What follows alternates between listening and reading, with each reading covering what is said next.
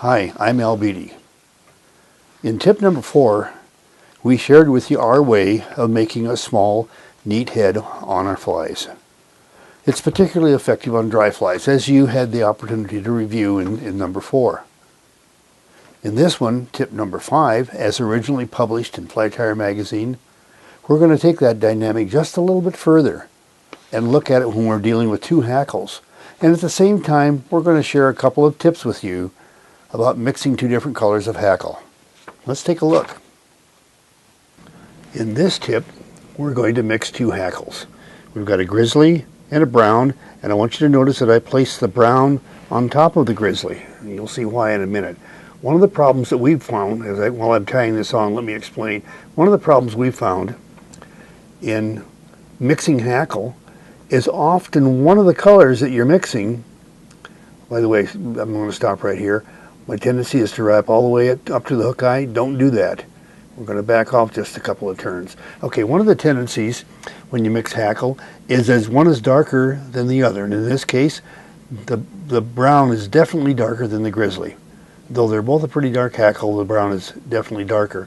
And what will happen is if you put an equal number of turns of each on, you'll end up with the hackle looking like it's all brown and no grizzly at all. Well, what I'm going to do here is, you notice that feather wanted to turn, so I just grabbed a hold of the fibers and forced it to go the direction I want. Your job as a fly tyer is to make your materials do what you want them to do. Anyway, I'm advancing the brown forward until I reach almost to the hook eye, but not all the way.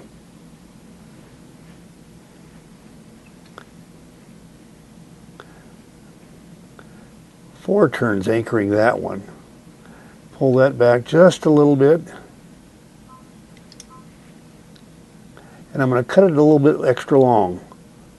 Maybe you can see that on camera. I don't know if you can or not. But the purpose for that you'll see here in a minute. First off, that stub is going to be hidden when we wrap our second hackle. And we're going to end up with more turns of grizzly because our first turn at the back is grizzly. We're going to be adding turns in the center. And our last turn at the front will be grizzly. Therefore, we're going to end up with a mix of hackle somewhere between 60% grizzly and 40% brown, and it makes it look more natural as far as it looks. It makes it look like an evenly mixed hackle when in fact they're not. They're a 60-40 mix. Now remember how we did the head on number 4? Well, we did. Let me back up. 2 turns of thread anchoring the feather, right? Now we'll pull that back and wrap a jam knot and the head at the same time. See how it pushed that hackle back out of the way so it's anchored from 2 directions. We'll take our half hitch tool,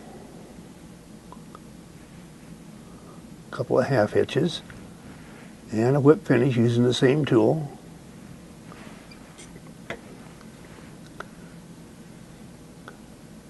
Trim that off and trim off the grizzly. Now see, we get a nice small head because we still only tied one feather off at the front, even though the other one is tied off right back here just a little ways away from the front. The head area is actually only anchoring the grizzly.